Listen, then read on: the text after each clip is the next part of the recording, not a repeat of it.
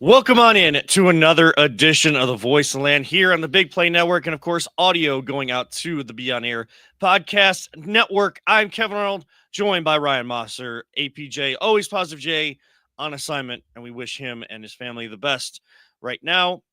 That's all we were going to say on that, but we do wish him all of the best.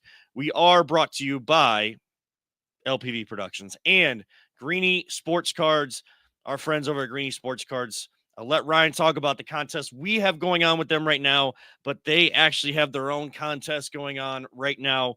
We talk about the big convention, the Great Lakes Collectors Convention that they do at the Independence Fieldhouse, and we had a chance to do the show from there last year. Jay and I did a baseball, basically symposium with Curtis Danberg and all of that stuff as the baseball season was kicking off last year. So many people there. You can enter to win a free 10 by 10 space for your collection at the Great Lakes Collectors Convention. So make sure you reach out to them. Go over to all their social medias, and how you enter is by liking, sharing, and emailing your name, phone number, and social media handles to Card Shows. That's Card Shows with an S at greeniesportscards.com. GREENIES sportscards.com. So make sure you get over to them and try to get a space, or I'm sure we will try to do a show out there as well. So make sure you come out and see us coming up in Independence. They always have shows each month at the Kirtland Senior Center and plenty of different stuff. So go to greeniesportscards.com and you'll find all the information there. But Ryan, yeah, Darius Garland, I know he's been struggling the last couple of games, but he has been one of the main reasons why this team is 51-10. We have his rookie card available for people to try to enter to win. Yeah, courtesy of Greenies. It's still up right now. Gonna go probably another month or so, but entries are still going. It's a PSA 10 Prism, perfect condition Darius Garland rookie card. It's a beautiful card. I'm really grateful for Greenies to supply that for us, to supply that to somebody in the Cavs community. There's no purchase necessary. Just go on there. It's tagged on our Twitter at VTL_pod. You can enter to win, tag someone, and good luck. Someone's going to win this really awesome card. Absolutely. We decided today we're going to run this through the end of this month. Like, we're kind of extending it. We never had officially set an end date on it. But I figure with basketball being so big in the month of in this month of March, as the big tournament, the basketball tournament, college basketball tournament gets going, later on this month, you got the MAC tournament over at Rocket Arena the weekend before, plus NBA teams like the Cavs making those final pushes for the playoffs and playoff positioning. Cavs up 58-43 right now downtown at Rocket Arena on a night, second night of back-to-back games, looking for their 12th straight win. Crazy. And looking to secure a top 6 playoff spot tonight with a win over the Heat. Doing a great job right now, but still 3.5 left in the first half and a whole 24 minutes to go in the second half. We'll keep you up to date. We have that kind of in front of us, but as much as it pains us sometimes to start here, it feels right because we actually got some good news about the Cleveland Browns today. And for this guy, it is right to start with a story about him. And that is one all-pro left guard, Joel Bitonio, who announced, and it was announced by the Browns today, he will return for a 12th season. Didn't really have many injuries going in and felt pretty good. Ryan, just your overall impression of him coming back and kind of basically admitting he thinks that this team, he's encouraged by the plan this offseason. Yeah, I mean, you have to feel good when a guy who's been on the team he got drafted in the second round, has been on the team for 12 years. I think he's now our longest retained player after Charlie Hewlett was recently. Yep. And he's coming back. He's 7 straight Pro Bowls, which is just Pro Bowls are meaningless, but it's still an accolade that we should count, especially as Browns fans. But there's not many accolades we can count. It's good news today. I'm excited. Yeah. I'm glad that he's back. Hopefully he's guarding somebody who is competent. Behind him, but we'll figure that out when the day comes. So yeah, and of course the biggest question mark this offseason is who's going to be taking snaps just off his right hip behind center for the Cleveland Browns in 2025. We'll talk a little bit about that because there is something I want to get into with you on the quarterback position tonight, Ryan. But I don't know if you saw or not, but Mary Kay Cabot, like when the news broke, like she had a story kind of ready to go. A lot of these insiders do, because like that, they're going to hear this news, or they at least hear that something's leaning one way or the other. You kind of have different angles ready. There were several interesting points in there, and I want to bring these up to you and kind of react as you hear them if you haven't seen the article. No, yet. I'm blocked by Mary Kay, unfortunately. So okay, long time ago. Yeah, oops. Well, might have to give you my. Well, I'm not going to get into that. The subscription to Cleveland.com for all the high school sports and stuff. You got to make sure you have all of that, because Matt Gould does a great job with high school sports, all the articles and everything. Nice. Always helps in preparation when we're calling high school football or dealing with any high school athletics and putting the spotlight on them. But Mary Kay, again, wrote out like why Joel Bitonio is back. And yes, he loves Cleveland. He loves the Browns organization. This is where he's been. This would be, he's doing something that Joe Thomas never got a chance to do due to injury, is having a 12th season, being able to play in a 12th season. Mary Kay actually said that Joe Thomas was big in helping him decide to come back, telling him, like basically like urging him on and talking up the organization and why he thought he should come back. So when you hear something like that, a Hall of Famer in Joe Thomas is still promoting after such a terrible and embarrassing year. Even the team is admitting that. Yeah. But a Hall of Famer like Joe Thomas doing stuff on NFL Network all throughout the NFL. So now he has a sense of like what good football is supposed to be. He's promoting him coming back. What does that say to you? I mean, obviously that when they played together, they're close friends. Joe knows his stuff, and I'm sure Joel Bitonio had leaned into him probably more than we actually perceive. I'm sure they're pretty close still. And as relatable as you said, 12th season again. I just think that it's probably pretty substantial, the effect that he had on him to come back, and I'm glad, because like I said, there's not much to root for on this team right now, but today there is. So. And so another point was that he got a chance to talk to Joel Bitonio got the chance to talk to the new offensive line coach and really had a great interaction with him, Mike Bloomgren. Right. The biggest thing that stood out in this article, though, and again, this is courtesy of Mary Kay Cabot, Cleveland.com. She said that he was given the plan from the front office. Like, now he said he didn't get any details.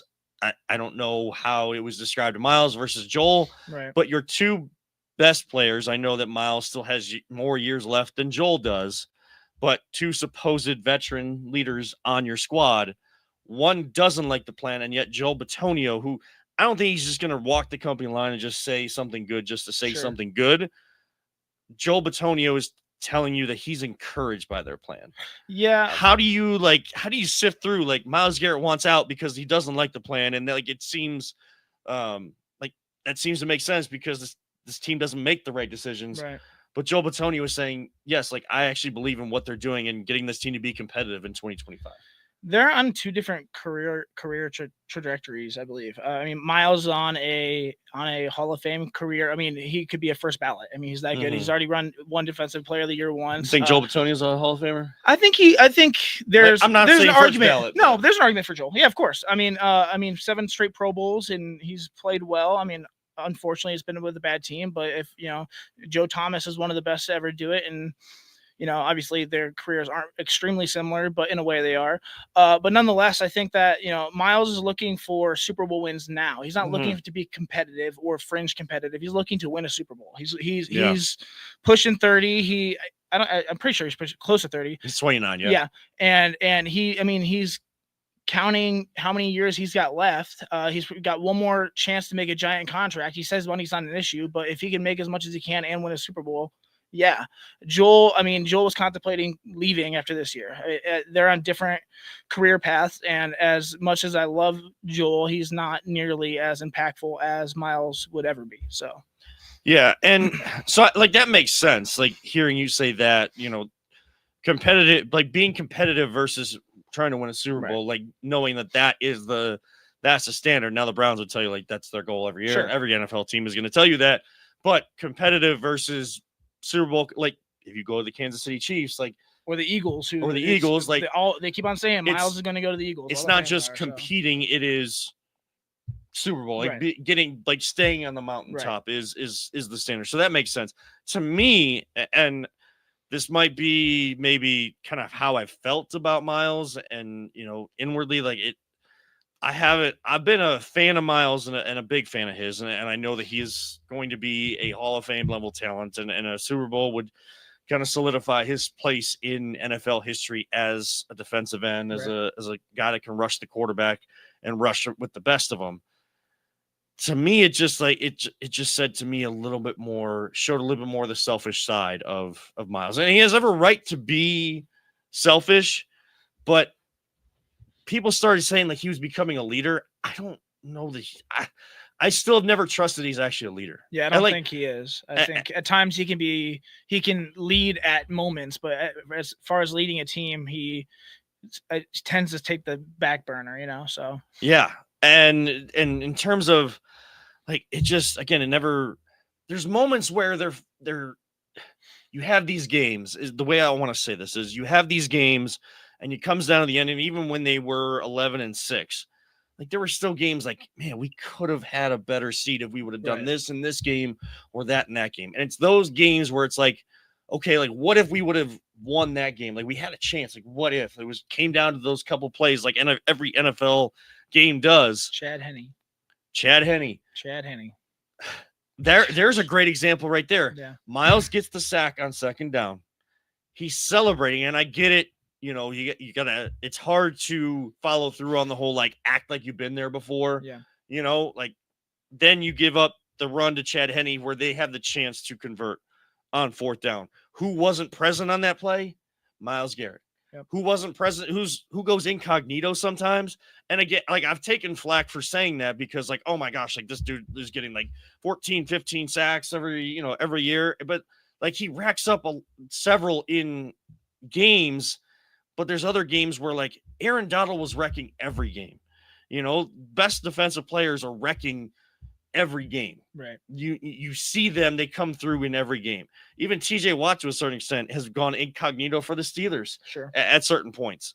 So it's like I get it initially when I read it, it just felt like, okay, they had to have the same, and you're not going to give Miles more information than Joel Bitonio, who's been here longer, done more for you, and one of those, like the ultimate veteran in your locker room. You're not going to give him more information. Yeah. So if they see the same plan and one sees it one way and one sees it the other, I don't know why, but my mind went to like Miles, like being selfish and really trying to be an NFL player that's living in the NBA world, trying to bring the NBA world to the NFL. Sure. And I don't know if he's able to do that. Boy, oh boy, the cataclysm, the effects that's going to have on the NFL. If that becomes what the NBA is, where it's player driven, man, the NFL is a tough place to make it player driven. But if that ever happened, well, I mean, the thing is, like, it has to be, the money in the NFL is not guaranteed other than one contract. I mean, Miles can say wish in one hand and you know what in the other, but the fact of the matter is he's a Cleveland Brown until he's traded, and there's nothing he can do about it. If he sits out 6 weeks, he's going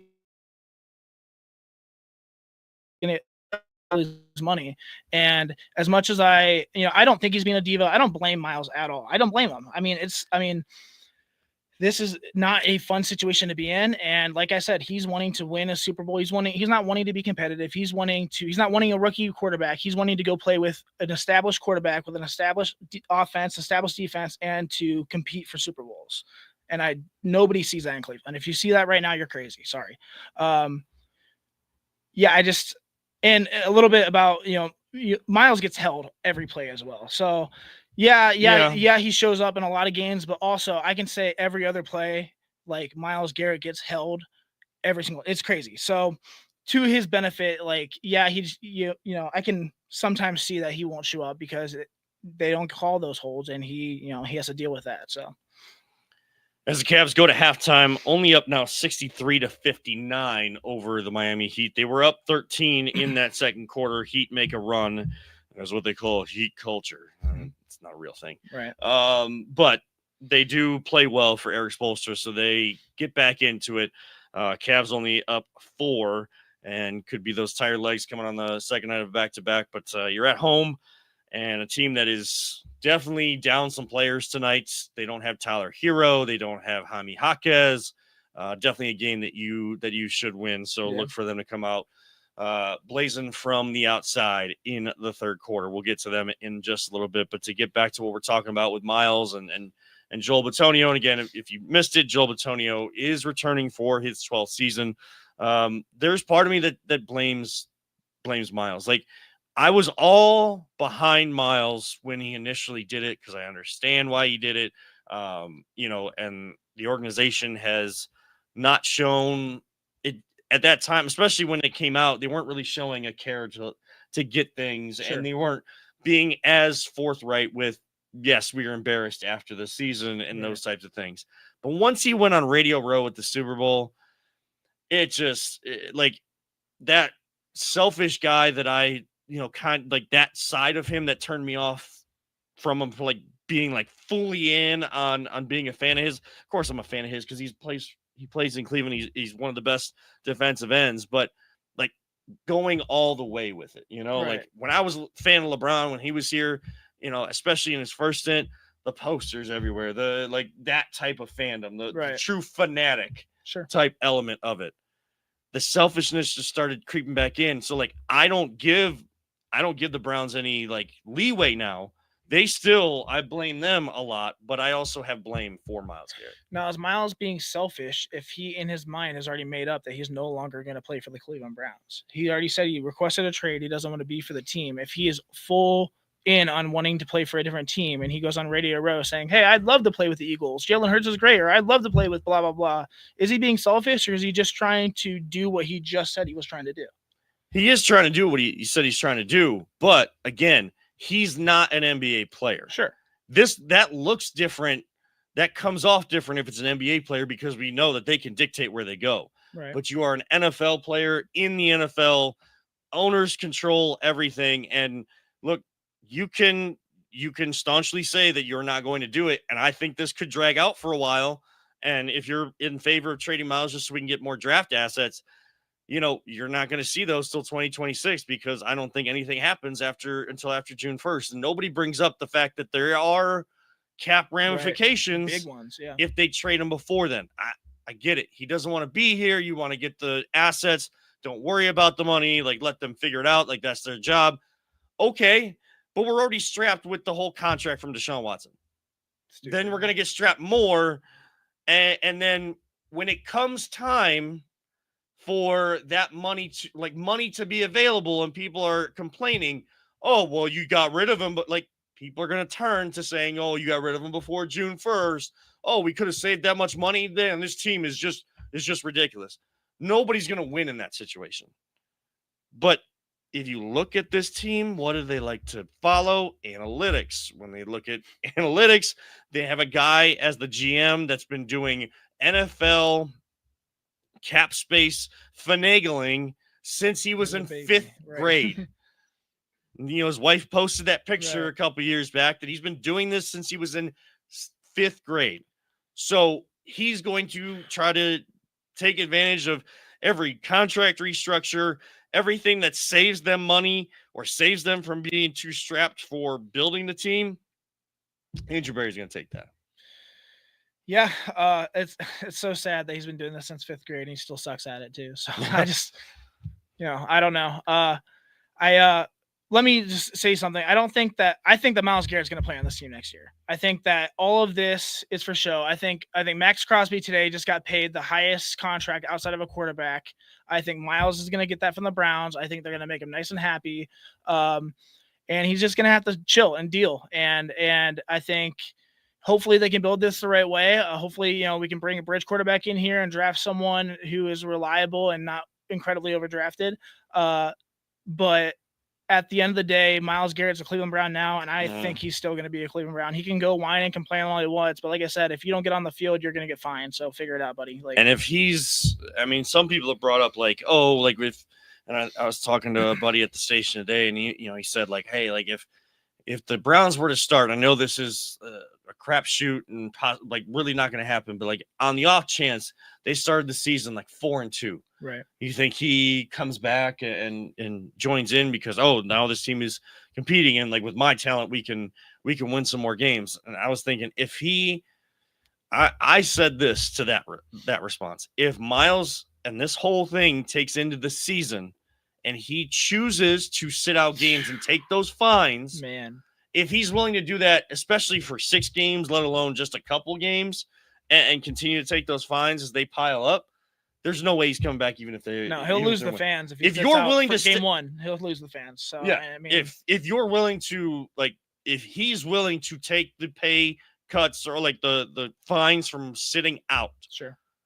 Like there's the hold in, but like sitting out, there's more penalty to that. If he decides to do that and it follows through with that, even for a game, like he's got his toes dug in and he's just going to be willing to pay all that stuff. And because he knows he's going to get a contract that'll pay it back and then some at some point. Yeah, I just feel like that would tarnish his image that he has already tried to rebuild so hard after the Mason Rudolph situation. I just, especially with Browns fans in general, I mean, yeah, he wants to leave, but I'm sure he wants to leave on a good note. I don't think he would sit out games and risk losing money and just fandom in general. I think that would just be the dumbest decision. It feels like that, doesn't it? Like he's tried to rebuild the image, but like, what is he? There's times where it feels like he's rebuilding, and other times where it's like, I don't care. You know, he gives off both of those vibes, and it's kind of hard to figure out who's the real Miles. Yeah, I just think he's an introverted person at heart. I see that he likes poetry. He's into dinosaurs. I just feel like he has his niche, and he's just really gifted at something that he is really, really one of the best to ever do it. But is he super passionate about it? I don't know. I'm not sure. I've never got that vibe from him. I just know he's really freaking good at it. So yeah, maybe his mind's elsewhere and he's just like going through the motions as it is. But even at going through the motions, he still has our franchise sack, history leader. And I mean, just one of the best to ever do it. So, and he's an absolute athletic freak. Yeah. And it's one of those once in a generation. I know that gets thrown around too much, but he really is one of those once in a generation type players, what he can bring and just the physicality of Myles Garrett. Now we know that probably part of why Myles is not happy, and he knows why they went 3-14. Most of that has to deal with the most important position in all of sports, quarterback position. You and I have kind of talked about, we haven't really debated, but I know that we're on opposite sides of this, where you want to trade back, get draft assets, or at least don't want to take these quarterbacks at number 2. I do. I like both of them. You're really not gonna like this. I kind of like Shedeur Sanders, but that's only because I've taken in all the information from the true experts of this, and when every single one is saying that Shedeur is the one that fits with Stefanski, what he wants to do offensively, like get back to, like that says a lot to me. I know you don't want to fit someone into your scheme and like take away what they do best. Right. I think it's finding that balance of allowing them to be who they are, but still trying to get the general principles of what you're doing. Sure. So we differ on that, and that's totally fine. Like we're not going to. I don't know that we're going to convince each other of one way or the other, and there's no way I'm convincing you. But we know that they probably have to. They definitely have to bring in quarterbacks, not just a quarterback. What is it doesn't have to be with names, but what does your ideal quarterback room look like in 2025? As we sit here at the beginning of March, there's going to ebb and flow and things will change after free agency hits next week and over the next couple weeks. But what does your ideal quarterback room look like? Yeah. I want to talk about Shedeur first. I do not hate Shedeur. I'm on Twitter a lot. I'm adamant. I do not want to take Shedeur Sanders second overall. I could be talked into Cam Ward. I like his tape a lot more than Shedeur's, but nonetheless, I still think that both of them are a pretty good reach. And I think Tennessee is either going to trade out, and so whoever, I think Cam Ward will go first overall regardless. Mm-hmm. That being said, if we do end up drafting Shedeur second overall, I'm not going to be like, oh, I hate this guy. I'm going to give the guy a chance. He's a Cleveland Brown. I don't trust an Andrew Berry. I don't trust Kevin Stefanski's scheme. So you saying Shedeur being, fitting his scheme, cool. I mean, I don't trust it. That being said, I would be happy to be proven wrong. I don't hate Shador. I'm hearing constantly that Shador is falling actually in the draft. That he might actually be the QB3, QB2. I mean, Zach Jackson talked on the Fan yesterday and said that every single person you talk to has a second round grade on Shador Sanders. That to me screams, do not draft him at 102. Do we draft, say he drops to 33? Do we draft him? Sure. I'd be happy. We trade up in the first round just to get that 5th-year option. Cool. I'm not a fan of wasting second overall. And I believe that enough of the experts outside of, for some reason, all the Cleveland fans want Shador and say he's going to be great. But outside, the national media is saying this guy is not as great as, yes, he's a leader. Yes, he's accurate. But there are a lot of flaws in his game. And I do not think that his play has warranted second overall. I know Zach Jackson has, he's one of the most credible people, has all of his sources. Right. The dangerous thing about that being out there right now is that might mean that teams are trying to get him to fall. Sure. I mean, I'm not into like trying to push a narrative on somebody that, and like these people from the draft, according to Josina Anderson, even a couple other people saying that, he came off as brash and they didn't like the way he interviewed. Now is he trying to tank those interviews because he's trying to players do that where they know they don't want to go to certain teams, so then they're trying to in an indirect way try to put their future in their hands a little bit, back in their hands a little bit, because it's not really in their hands when it comes to the NFL draft. He's come out and said that he wants to be top 4. His dad was drafted 5th overall, and he wants to beat him. And for the last 3 weeks, he's been pandering to Browns fans, saying, "Oh, I played in Madden, and I'd go to the Browns. And my first visit, I want to go see the Browns." Like, he's pandering. So of course he wants to be drafted top 5. So I think that's just his personality. I mean, he wears the watches like Odell. He's flashy. He's incredibly confident. Some people see that as cocky. I don't see that as a flaw. What I've seen on film is what I don't like necessarily. So you've had Prime as your dad. Yeah, of course. Yeah, one of the most notable loud athletes out there. Everyone knows who Primetime is. And like the reason why like baseball, as much as I love baseball, is is going away with the average sports fan is because you don't allow guys to have that kind of emotion. Right. Yeah. And then like when you get to a place like the NFL where that's supposed to be celebrated, for certain people it's a flaw. Like it's the wrong way to go about it. Now, if you are like that and you don't succeed, you don't play well, you don't put in the work, you're not willing to, you're like Kyler Murray and you're playing video games instead of being in your playbook and all those types of things, guess what? NFL is not for long, and they will weed you out very, very quickly. And the people that made the decision to bring you in, they will also be weeded out of wherever they're at. And that's going to happen sooner rather than later with Barry and Stefanski if they don't somehow come through and show something this year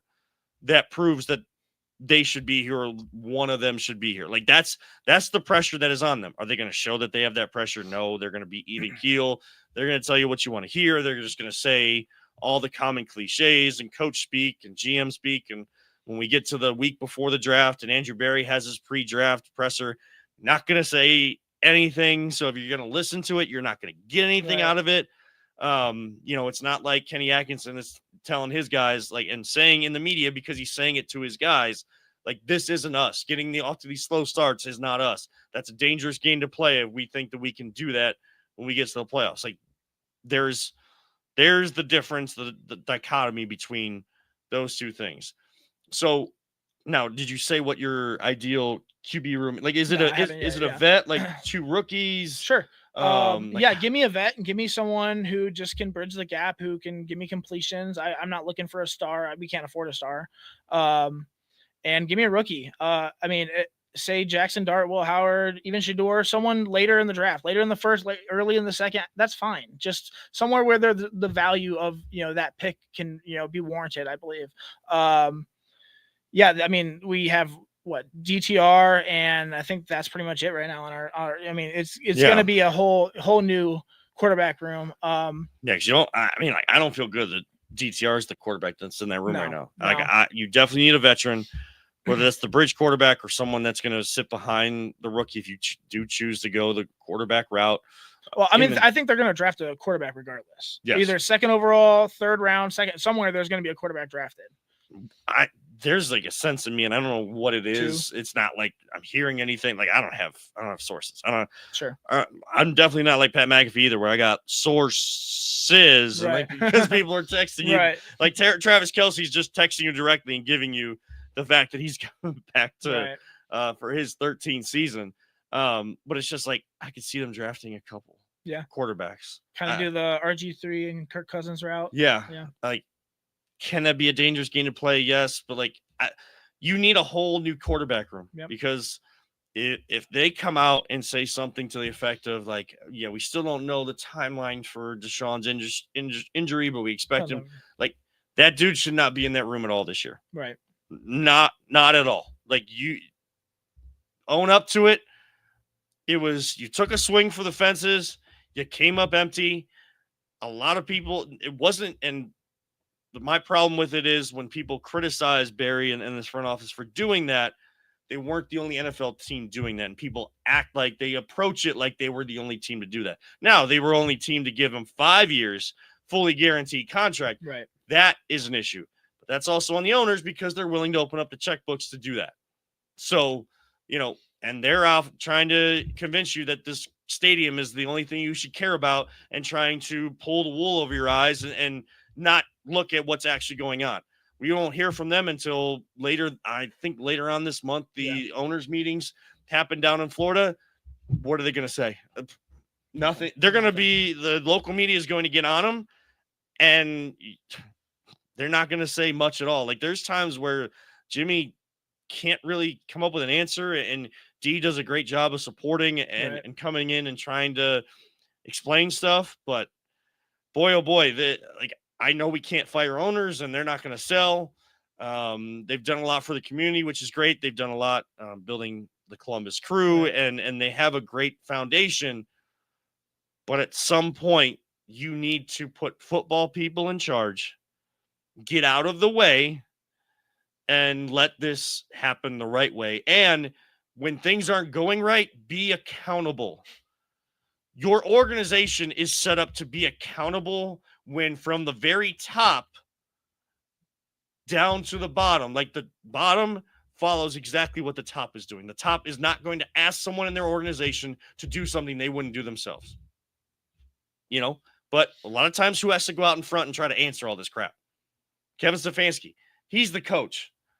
They've even tried to put him out there instead of Barry in certain circumstances to explain stuff away. And really, Stefanski just wants to coach football. Like, he wants to be the CEO of the team. He wants his offense. He wants to, continue to build the culture that was starting to matriculate in this organization.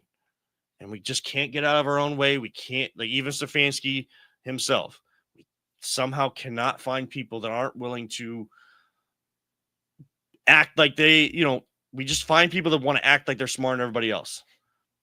And they say if you start listening to fans, you end up with them. There's been some stuff the fans and other people outside the organization have said the team should do, and they didn't. And the people still ended up with the fans. Right. There's no winning. And good to see Joel Bitonio come back. Finally, some good news for this team. But speaking of the draft, Ryan, you're bringing up these prospects that we should keep an eye on that, they're not the sexy names, the names that, you're going to hear throughout the first round. And when it comes to day 3, everybody's just going to keep reviewing what happened on day 1 of the NFL draft. But these names are going to be selected. They're going to scroll across your screen. Who do you have for us today? And I see it's a tight end. This is a deep tight end draft. Yeah. Who do you want to talk to us about today? All right, this guy, I love this guy. I love this guy as a prospect. His name is Luke Lachey. He's a tight end, 6'6". Jim Lachey's son. 6'6", 251 from Columbus, Ohio. He was a 4-star prospect, and yes, his father is Jim Lachey. offensive tackle for Ohio State. In 84, he was All-American. 85, he got drafted 12th overall to the Chargers. Had a 10-year career, 3-time All-Pro. Ended up winning a Super Bowl with Washington as like the Hogs. Their offensive line that were just nasty, mean individuals. Luke's 3 sisters went to Ohio State. His uncles went to Ohio State. His brother-in-law went to Ohio State. But unfortunately, Luke from Columbus, Ohio, did not get an offer from Ohio State, even as a Buckeye legacy. So he went to Iowa. Yeah, they're pretty disappointing. He wanted to go to Ohio State, but he went to Iowa. He redshirted his freshman year, 21 and 22. He did pretty well. He was behind Sam Laporta, who is just an NFL, we can say star now for the Lions.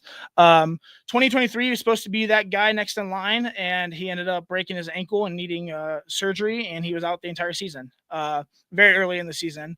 2024 comes around, and so like I do crazy fantasy football leagues. So I do something called a Devi League and a C2C League, where I've talked about it before, but we basically draft college players as well and then farm them into our dynasty leagues. So Luke Lachey was the top tight end last year drafted consensus through Devi and C2C leagues. Everyone thought this guy was just going to step off the chart and dominate. If you don't know anything about Iowa has a top 5 defense last year, one of the best. They have an incredible offensive line and a great running back in Caleb Johnson, who's going to be drafted probably in the second round. But they were 130th in the passing game this past year, which is just not good for anybody who's going to catch the ball for Iowa. It was not good. Luke was criminally underutilized this year. He only caught the ball, 74 times, 893 yards, and 4 touchdowns. That was his entire career at Iowa, which is not good. Not great. But also not far off of TJ Hawkinson's numbers. I mean, for also Iowa. 2024, he had 28 catches and 231 yards. That was it. But it was, I think, 13 yards per catch he had, which is good numbers. Luke, okay, he has the size and athletic ability that you want in the NFL. He has a fantastic catch radius. He really does have really good hands, nice and soft. He pinpoints the ball and he brings it in. He's just very, very reliable pass catcher. He has a knack for finding soft spots in coverage, so he's very shifty. His IQ is off the charts. He's very, very smart. He's high GPA, high character, very, very coachable kid. I like him a lot. He did basketball, track, and football. He's not the fastest guy, but he's a multi-athlete guy in high school, and I think he's going to do well in the NFL. The weaknesses I see, his run blocking needs coached up. He likes to block with his right hand instead of both hands. He likes to lean and really utilize that right hand. And I think in the NFL, he's going to have to be coached up and learn how to block properly, obviously. But I don't see him really as a blocking tight end. I see him out catching the ball. Although he did run track, he's not super fast, but like I said, he is twitchy. I think he's going to be a third day pick, but in the eyes of the NFL, think of like Iowa tight ends. There's Sam Laporta, there's TJ Hawkinson, there's George Kittle, Noah Fant, decent. Eric All was a rookie drafted last year for Cincinnati that is projected to do pretty well. I think this guy's going to be the next George Kittle. I think he was so underutilized, it's criminal, and I think he is going to make some NFL team incredibly happy. I know his stats don't prove it, but like I said, he was hurt, and they did not throw him the ball. They didn't throw anyone the ball. 130th in college football, and passing offense is just abysmal. And if you can kind of shore up the blocking right. ability, that's what. And I'm not comparing the two because it sounds like Lachey is going to, has the ability to be more impactful in the pass game than this guy. But a guy like that is from here in Northeast Ohio. Luke Farrell was a tight end at Ohio State. Like he is played at Perry. I actually was I was a drumline advisor at Wycliffe, and when they were playing Perry, and like there was times they were playing against Luke Farrell, it wasn't fair. Yeah. Like, this dude didn't even have the jump. You just throw it. And he was able to catch it, but he goes to Ohio State, wasn't as productive in the pass game, but he learned to block, and he's found a way to keep himself in the NFL, even though he's not like that pass catching tight end, because he's carved it out and learned how to at least do enough in games and in the NFL to block and be a part of, and integral part. I think he's with Jacksonville right now. Drafted with Urban. So. Yeah. So, I mean, yeah, Urban, of course, was going to draft him, but he's stuck around as things have changed in Jacksonville, because if you prove that you can block it, and the NFL still matters in the trenches, you're going to carve out a career for yourself. Yeah. I mean, I honestly think Luke Lachey could be a tight end one. I don't think Farrell. I mean, Farrell's behind Evan Ingram, and so Farrell's good. I think this guy has a way higher ceiling than Farrell, which I'm excited about. I'll be looking to draft him in my fantasy leagues, and I think I'll get a steal in the 5th or 6th round, which is crazy for dynasty. I think he's going to be probably by the end of it, I could see him as tight end 2 in this draft, which is insane. That's absolutely insane. Obviously, drafting and placement matters as well. Yes. But yeah, how they're utilized and stuff like that. But Ryan, thank you so much. I mean, if you see and you're watching on camera, not just listening to the audio, but I'll describe it for you. This guy comes in with one, kind of diamond in the rough, someone that we're not talking about that we should be, or at least we could be come later on in the NFL draft from those later rounds, and has a full sheet front and back, like no lines on the paper. This isn't notebook paper, it's printer paper, and has it filled from top to bottom and almost side to side, basically on both sides. So appreciate that. Do want to remind everybody we are brought to you by Greeny Sports Cards. Reach out to them, greenysportscards.com. Shows all over the place, but the biggest thing that they do, one of the other big things that they do, is they are live every Tuesday night. Make sure you follow them on social media. They have eBay things going on all the time, showing off what they have. Yes, it's all about sports cards and collectibles, but they dive into the other realms, pop culture and stuff from time to time. And they do have a Pokemon show coming up very, very soon. So make sure you check out greenysportscards.com for all the information on that. Switching gears to the Cleveland Cavaliers, 51-10, only up 4 at halftime over a very short-handed Miami Heat team. Are coming off a back-to-back, and when you get this late in the season, again, it's not an excuse. These guys are supposed to be built for this, but there are these ebbs and flows of the season. Ryan, are you concerned about the trend we've kind of started to see develop about these slow starts in games and just assuming that they're going to be able to come back? Yes and no. I mean, it's late in the season. We're on a playoff push. We've already clinched our A seed in the playoffs. I think that it doesn't matter, man. We're 11. We've won 11 straight. We've started off rough. I mean, obviously, starting off against Boston, I think we're down 22, which is not fun. But nonetheless, they found a way to scrap back, come back, and that's one thing about this team is, you might be up on us, but you're never going to count us out. And there's no step down from our starters to our bench. I mean, Ty Jerome and the gang are just ready to go pick up where Garland and Mitchell just left off. So I'm not worried about it. I like the way they're finishing. Obviously, ideally, I would like them to start better, but at the end of the day, it's the score at the end of the game. So yeah, and you need to stack up wins. And again, it's an 82-game season. Right.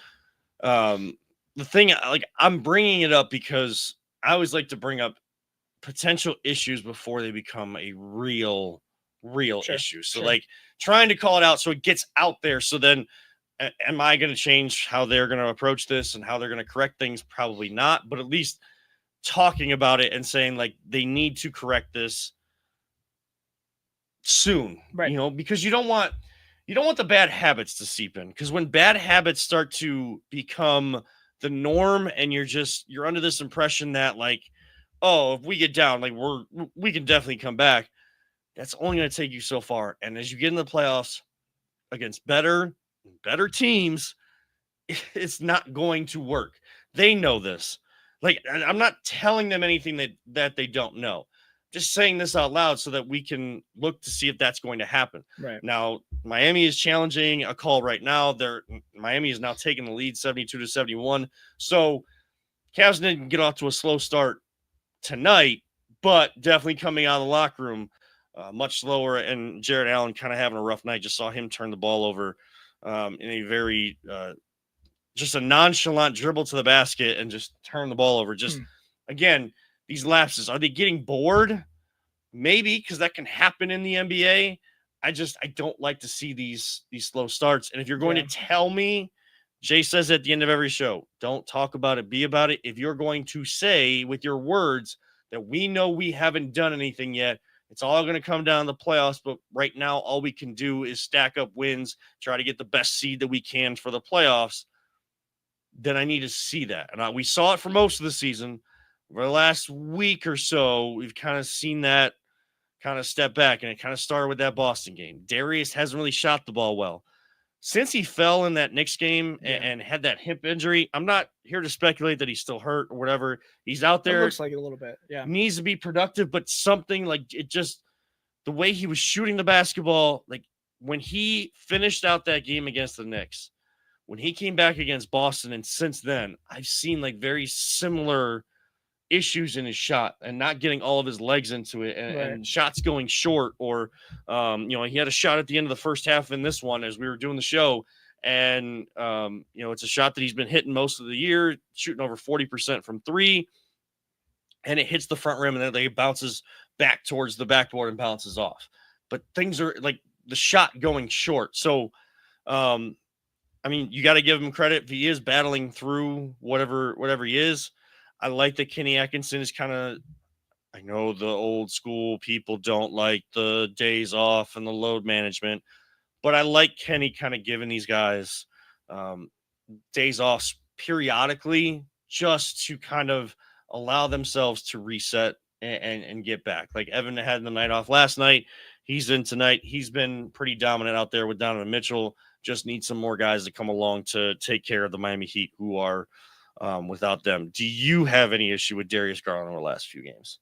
Yeah, like you said, he just looked a little off. If he's hurt, I think he's so important to this team. I wish that he would just like, hey coach, I need to sit a game or two just to, if he's not feeling right, sit out, man. I mean, if he's not hurt and, like you said, I'm not concerned, but that's where coaching comes into effect. And I have, as of right now, Kenny Atkinson has my full support in anything he does. He's shown nothing but just bring this team from one level to the top level. I mean, best team in basketball right now. And for most of the year, a third straight, 10 game in a row streak, which is crazy. Fourth one ever in NBA history. Yeah. So if it's something with Garland with his head or just like, hey, like that's for Kenny to figure out and to help fix. And hopefully he does it soon. Or is it just a shooting funk? Because guys, sure, and that happens. Yeah, just like in baseball, the best hitters of all time are hitting 30 to 35% of the time, and if you shoot that percentage from the field in basketball, you're not even making it to the league. Right. But shooters just like hitters go through these spots where there's just like I feel like everything's right, but something isn't. I'm in a funk. I can't even hit the broadside of a barn right now. And the only way to really get through that is to shoot your way out. And coaching. Yeah. I mean, Kenny's got to figure out a way to help Darius, whether it's mentally or like physically. Hey, get in the gym and just, bust out 500 right now. Like, go do it, figure this out yourself. Earlier, you said, like, do you think they're just getting bored? I don't think they've earned being bored. Although this season has been an anomaly and crazy and amazing, like, you haven't won anything. Go out there in the playoffs and start, kicking teams' butts. Then maybe you can pretend to be bored a little bit. But I think it's just late in the season. People are feeling aches and pains a little bit. And I think they're just ready for the playoffs to start. So. And I hear what you're saying about, like, not earning the right. To be bored. But, like, I think that even in baseball and in basketball, like whether you're one of the better teams or not so good of a team, like I feel like there is a point where there's like a boredom level just because like you've been going through the same paces every single day. And then now like more so for the teams that are high up in the standings, teams like that, like, okay, like Cavs have been winning a bunch of games. Like it's weird to say that they've earn that when they actually haven't earned that, but like I think it's like a natural thing with how long the NBA season is. I know players have been looking for the season to be cut down and back-to-backs being not so frequent for them, but hey, you gotta play through what they're doing. So Cavs now up 76-74. Kevin Love making his return, being able to actually play in Cleveland for the first time in 2 years. They had a great great video for him.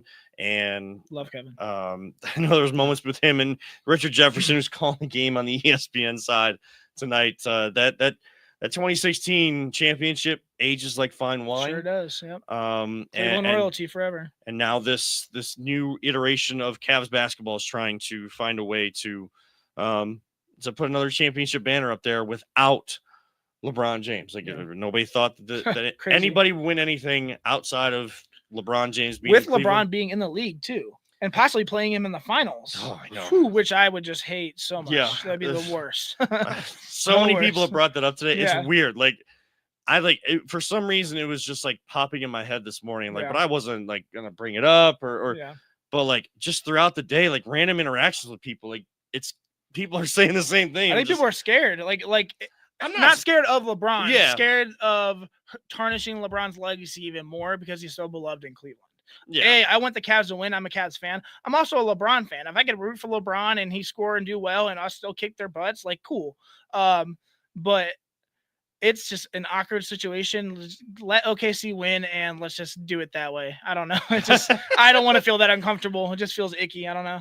I mean, LA is just playing like they're the team that's starting to build momentum and that like starting to play their best basketball at the end. And then I mean, Luka, a top 5 player adding on obviously helps. What the heck has the Mavericks done? Oh my gosh. I mean, Kyrie out now too for the year, which is awful. Like what they've gone through since that trade happened. Yeah. Like I do feel bad for Mavericks and Mavericks fans. Yeah. Nico Harrison, I mean, don't feel bad for Nico. No, I definitely feel bad for Kyrie. Like you can talk about whether you agree with his ideologies and like how he's approached things since he left Cleveland. Cleveland royalty won a championship. But Cleveland royalty hit the shot, and to have a torn ACL when you're playing so well. Yeah.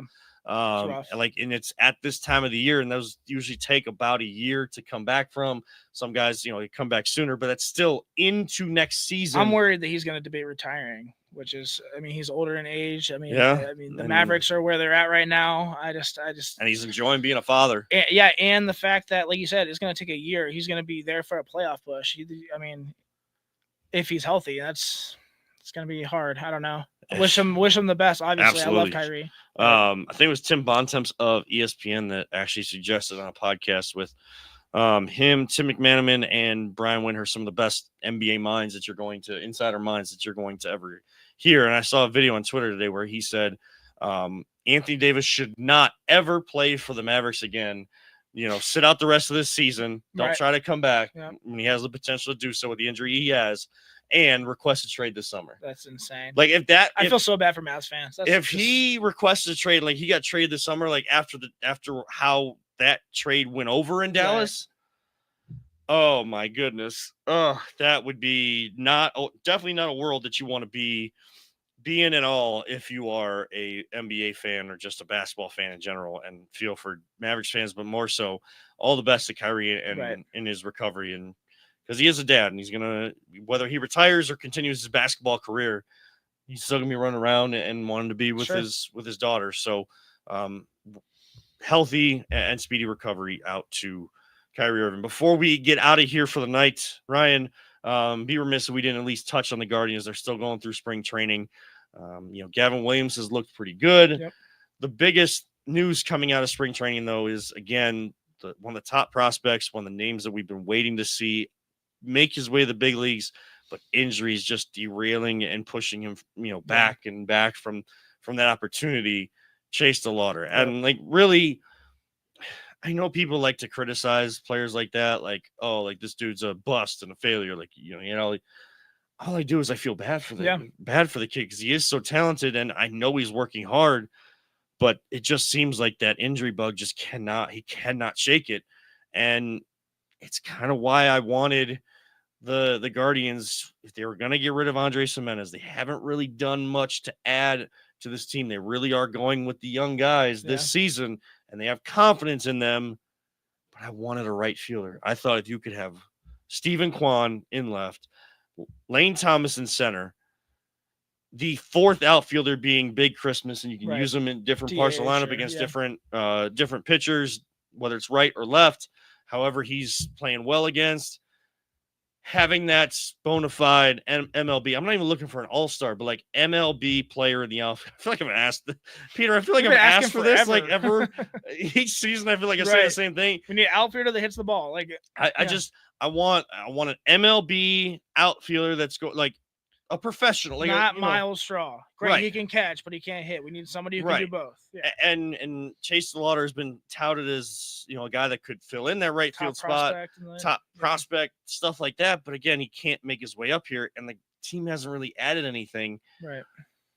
As we sit here in March, at the end of the month, they'll get the season started, which is crazy that they start in March, but at least they don't start here in Cleveland until April 8th. Right. At least they've given them that leeway. They put them on West Coast trips the last 2 seasons. Do you have like a big concern about this team going into this year? Not concerned. I mean, the only concern I would be starting pitching. I mean, they brought in so many guys. Last year we had serviceable pitching. It was okay. Mm-hmm. Our bullpen really carried us, obviously. Clase scares me a little bit. He does? Yes. And why is that? Just the way he ended, it almost felt like a crash out at the end of the season last year. I mean, him blowing a save and then tweeting out all of his accolades, stuff like that. I mean, in I think spring game, yesterday he threw a home run. It was 1 inning pitched and he put 3 on. It's spring training, but nonetheless, I mean.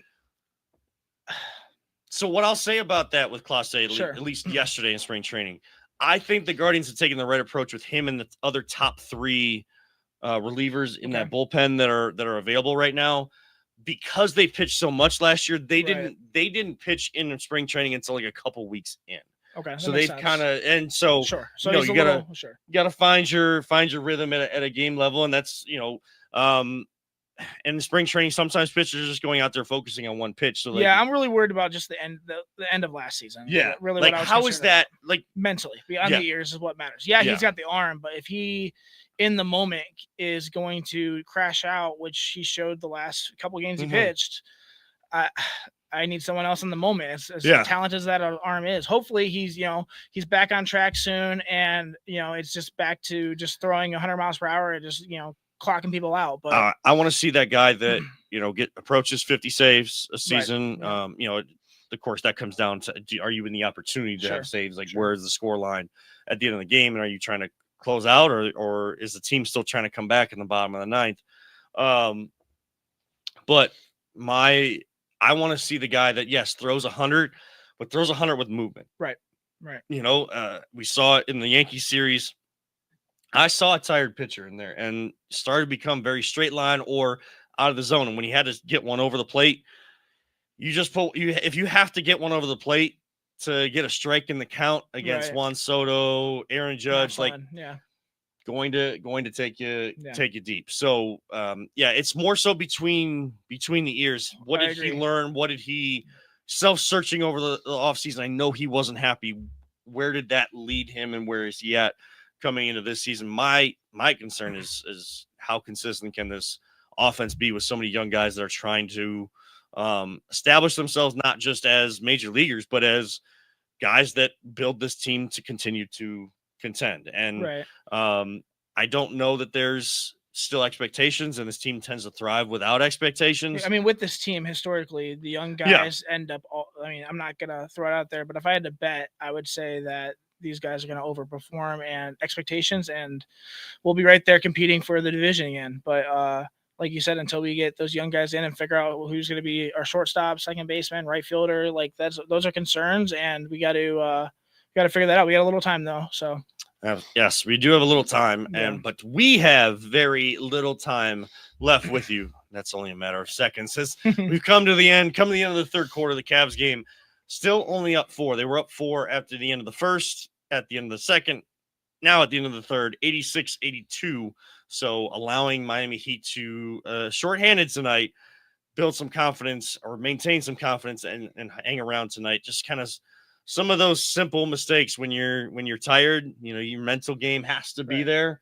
They've made some of those type of mistakes, that showing the exhaustion when you need to have your mental space as strong as possible going into those types of games. A lot of game left. A lot of game left. Yep. 12 minutes to go. So we'll get out of here. You guys make sure tune in wherever the game is going on at, and tune in every single week, Wednesday nights at 8 for the Voiceland here on the Big Play Network and audio on the Be On Air Podcast Network. We thank our friends over at Greeny Sports Cards. Reach out to them, greenysportscards.com.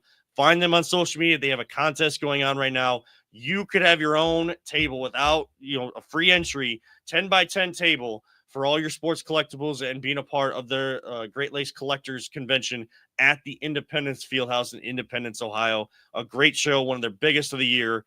You could win a spot there, so make sure you follow them on social media for all the rules. For our producer extraordinaire, Peter Tellup, Ryan Mosser, we wish all the best to Always Positive Jay and his family. Hopefully he's back with us next week. I'm Kevin Arnold, reminding all you sports fans, don't let anyone ever tell you it's just a game. We truly love you all. 3,000. Don't talk about it. Be about it. Trade back no matter what. And live life. All gas, no brakes. Although Browns maybe hold back on that, according to Ryan. This is the Voiceland on the Big Play and Be On Air Podcast Networks.